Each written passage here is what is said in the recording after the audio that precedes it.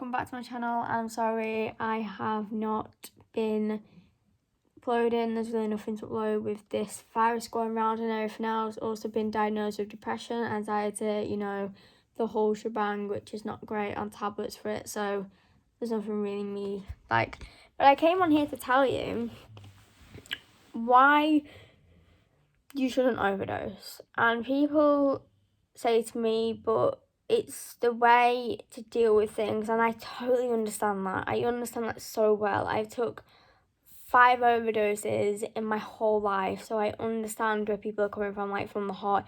I honestly do.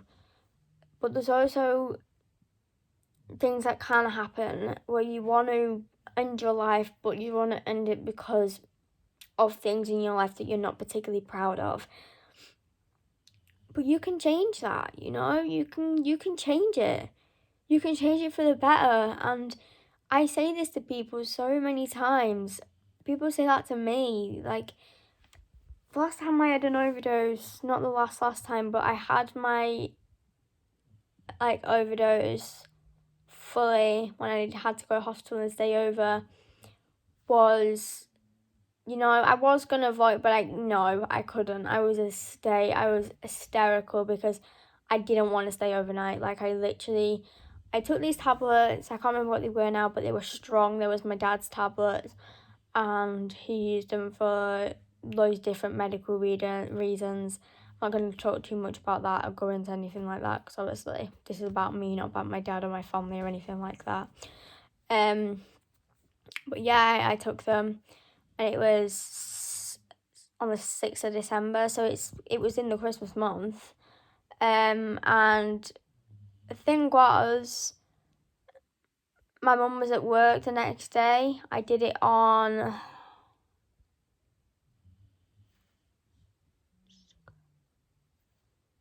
the Wednesday. She's usually off on the Thursday, but I didn't know that. Well, that's not the reason anyway, but I didn't know she was working. I literally thought, I didn't know.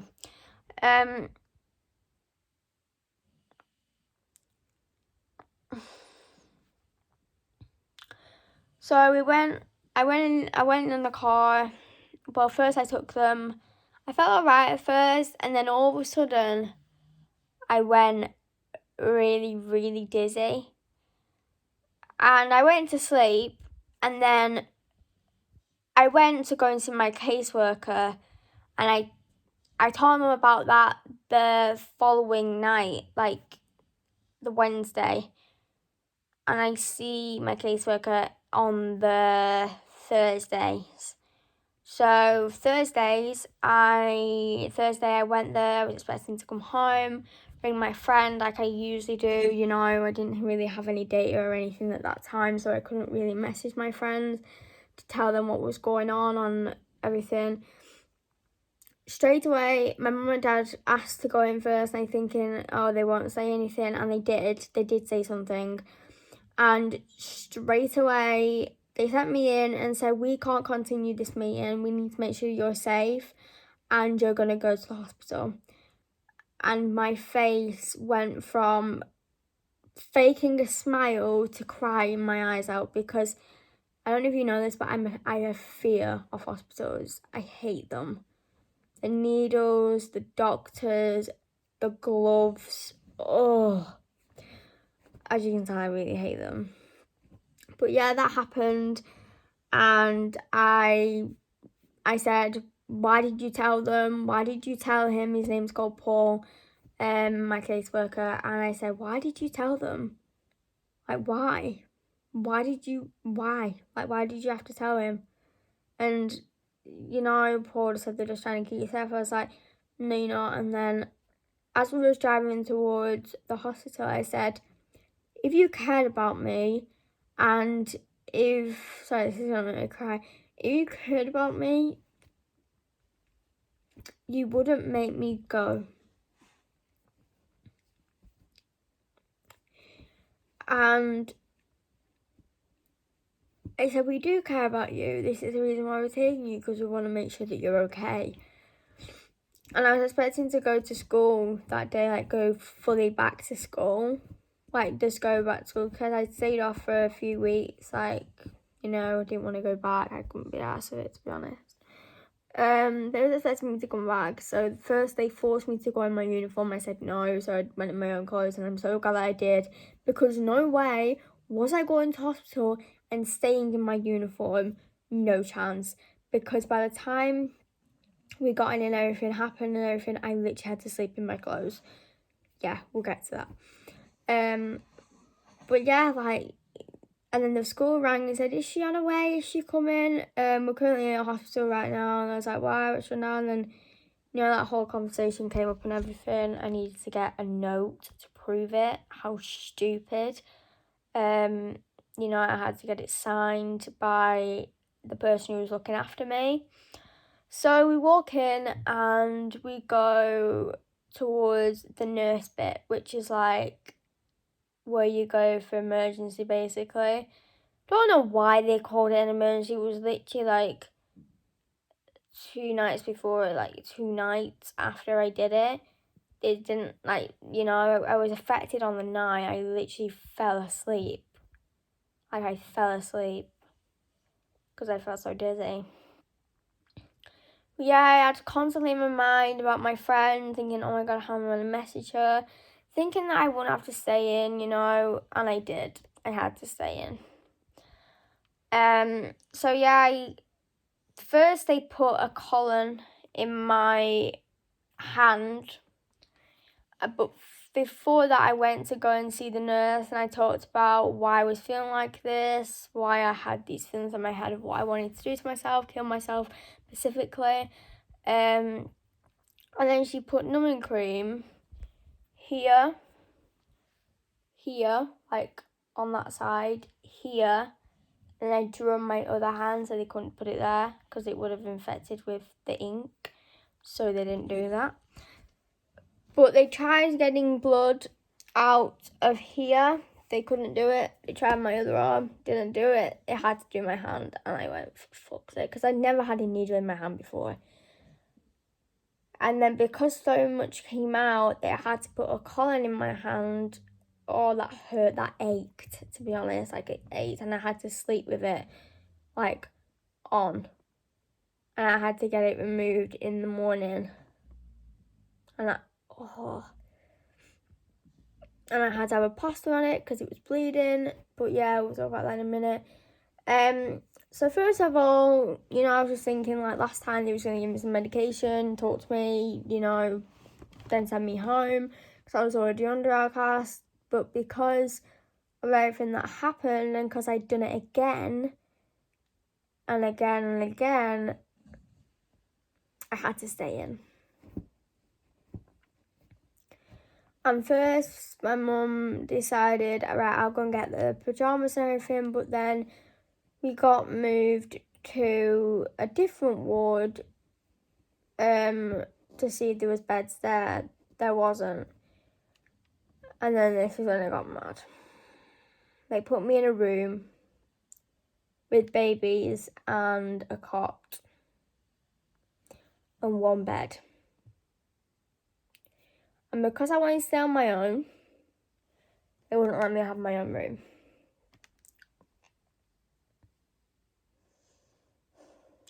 So I said, I ain't fucking staying here. I said that and I tried to run away. Now that place is secure. Oh god, it was awful. I tried running through doors to any door I could see that was open, I tried running through it. And then, you know, like, the nurses just ran after me, you know. And then, it's quite hard to speak about this, obviously, because it was only trying to help me, but I didn't really see it like that. I saw it like they was trying to punish me or tell me that, you know, like, try and keep me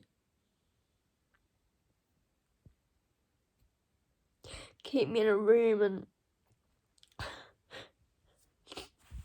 looked after by loads and loads of children. Like, you know, like, I couldn't do that. So my dad decided to stay with me because my mum had work the next morning. And I was just like, we've got no beds here. And I was like, listen, if you don't have beds for me, let me go fucking home. Simple. That is what I said to them. And I was getting really stressed out and irritated.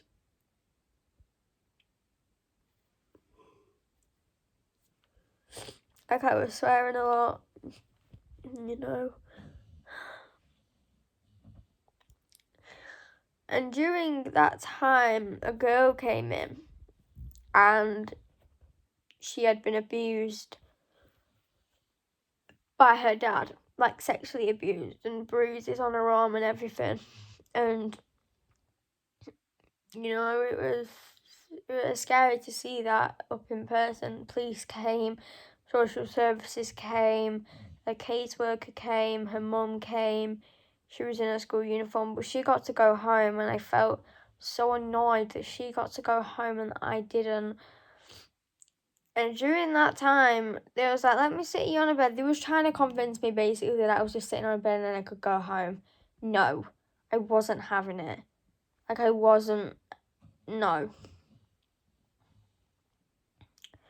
And I said, I'm not staying. So don't expect me to sit on the bed. Don't expect me to turn the TV on. Don't expect me to do anything. And obviously because I love my soaps, I was worried about missing them as well.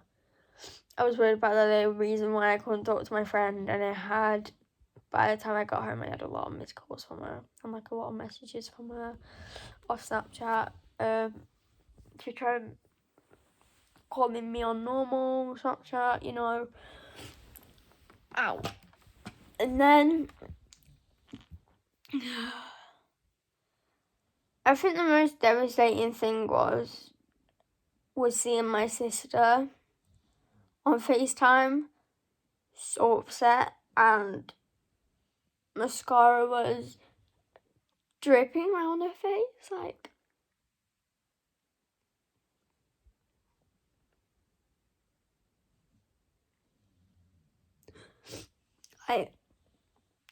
Dripping on her face. And I said, Hayley, I'm okay. I'm fine. They didn't have to keep me in, you know. I still had that on my hand. When I kept asking them to remove, they wouldn't remove it. And I said, I ain't going to sleep. I really ain't. And I stayed up until about 2 o'clock in the morning. And my sister rang me and said, are you hungry? And I said, yeah.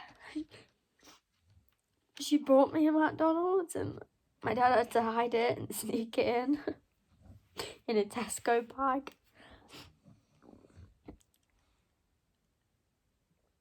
So yeah, I had McDonald's, and because I can't drink with them stupid straws, my dad laughed at me because I actually had my straw, my metal straw, that my mum ordered for me and my dad ordered for me on eBay to drink my banana milkshake. But yeah, they brought it. And the thing was, I wasn't allowed to leave because I legit had a hospital band on. So they knew that it was me who was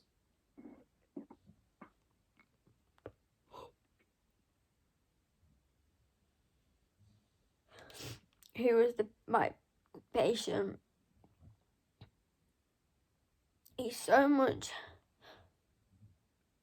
It's hard when you're going to see someone in hospital, but it's even worse when you're that person in hospital. That's the first time I ever had to stay over in hospital in my life.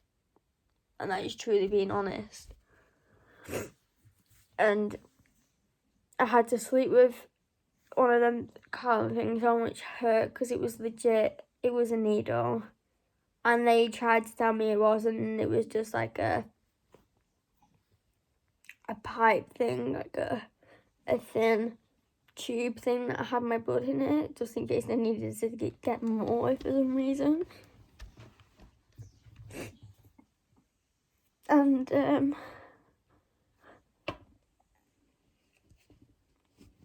I got a McDonald's.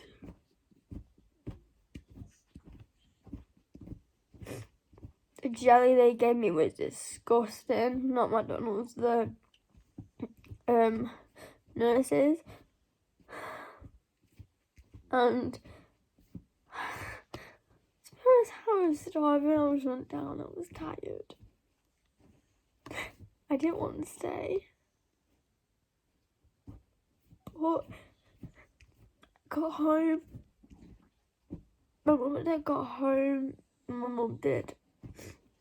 And I was watching Corrie as we was watching Corrie.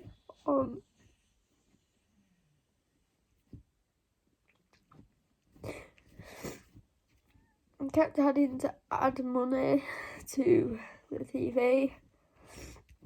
Like 99 pence or something like that for an hour each. So we had to do it for Emmerdale, Corrie. No wait, just Emmerdale and EastEnders because no Corrie was on.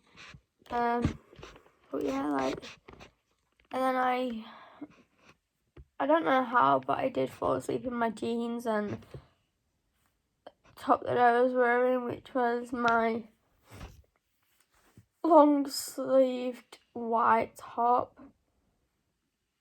that I loved and can't think where it is.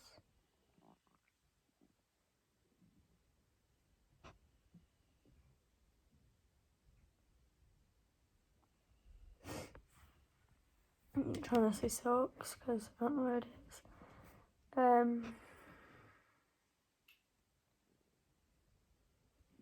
Yeah, it was horrible. I still had children next to me, which I hated. I had a girl across from me about my age who suddenly figured out that she couldn't walk, and I felt so sorry for her. And she was literally just a girl like me going to school and then ended up in hospital for so many months.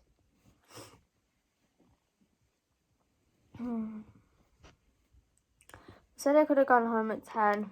Not obviously, I mean the next day after I'd seen Outcast, but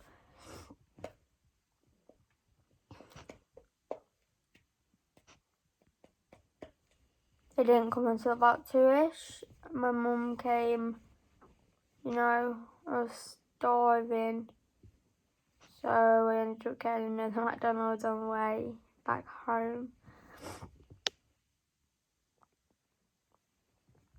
Oh, it was so sad.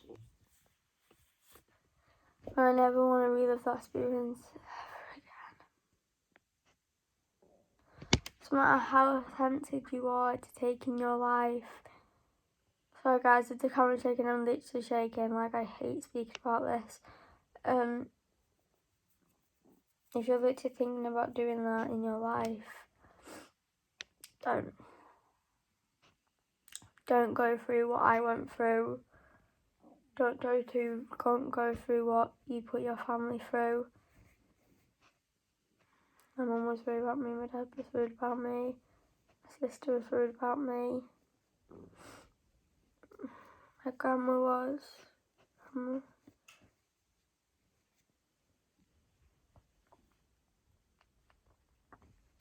Legit though. My mum was in the car and my sister was on a break at Tesco and she had no idea. And then, because the phone thing comes through the car, my mum's call came through in the car when my grandma was speaking and said, Have you told Haley? And Haley came up to the car and told me what. And she got told on a break and then went back into work and cried her eyes out on the checkout that she was on. And they had to close that checkout because she was upset. So yeah, don't do what I did. I do regret it because things that, I went through last night, the night that happened, it was horrible. And when I say horrible, I mean it. I saw things that I never wanted to see. I saw a kid go into a room and be acknowledged by a special doctor for abuse, and it was horrible, including all the other things that I saw as well. I saw someone throw up, which made me want to legit throw up myself. I got my McDonald's though. My phone died, which sucked, and I didn't have my charger, I didn't have my pyjamas, because after everything that happened all that day, I wasn't allowed to go home. My mum was just allowed to go. Me and my dad stayed, obviously. I had to. I was allowed out though with my dad for fresh air, but not at night, only like in the morning. And my dad brought me a Coke and a chocolate bar, so he's great like that. And then my mum, we met my mum. We walk around, and then, she was there at the door, but no one was at the office to open the door with the button. And then she came and then let my mum in. But yeah, I reckon if I went back to that place and I went back to that same room, all the memories would just come flooding back. How I told the doctors to fuck off, how I told them they're not trying to help me, how I told them they're just trying to punish me, they're just trying to keep me in a room on my own.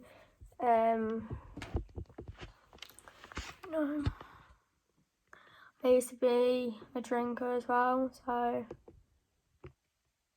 they weren't happy about that, and I did tell her though, there was a bottle of vodka in front of me, I'd swig it. I definitely feel that now. Well, life does to you though, doesn't it? It makes you feel like utter shit.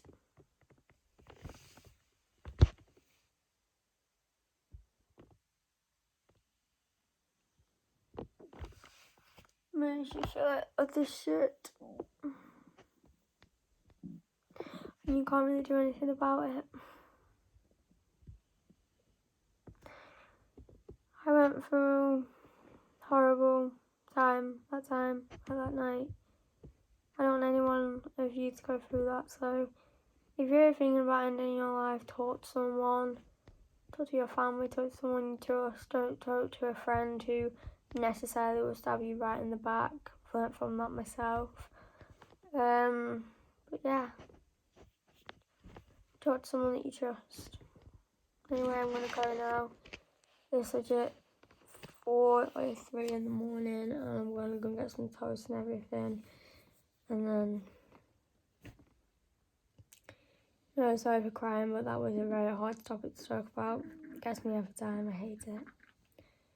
Yeah, anyway, I'll see you guys next time, I guess. Remember to like and comment down below if you've been through something similar, or comment down below what helps you get through it too.